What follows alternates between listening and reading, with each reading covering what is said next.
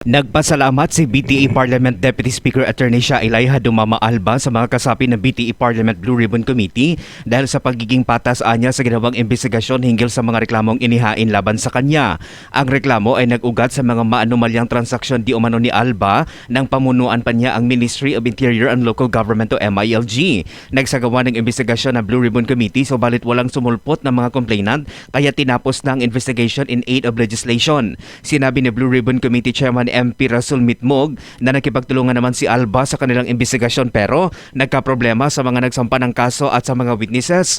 Dahil dito ay may mga rekomendasyon ang komite para sa mga susunod pang investigasyon. Una rito ay amyendahan ng internal rules and procedures ng komite para sa maayos na investigasyon. Pangalawa ay magtakda ng guidelines lalo na sa identification ng mga complainant at witnesses at magtakda rin ng mga mekanismo lalo na sa mga ipipresentang ebidensya. Binigyang diin din sa rekomendasyon ng pagpresenta ng mga matitibay na ebidensya para sa isang credible investigation at hindi papayagan ang frivolous o walang basihang reklamo na ang layunin ay manira ng reputasyon lalo na ng isang public officials. Inirekomenda rin ang pagpresenta ng mga preliminary evidences sa anumang mga ihahaing reklamo sa Blue Ribbon Committee at magtakda ng mga penalties laban sa mga false claims na makakasira sa integridad ng komite. Ang mga rekomendasyong ito ayon kay MP Mitmog ay makakatulong sa mga future inquiries para masiguro ang integridad na naaayon sa moral governance.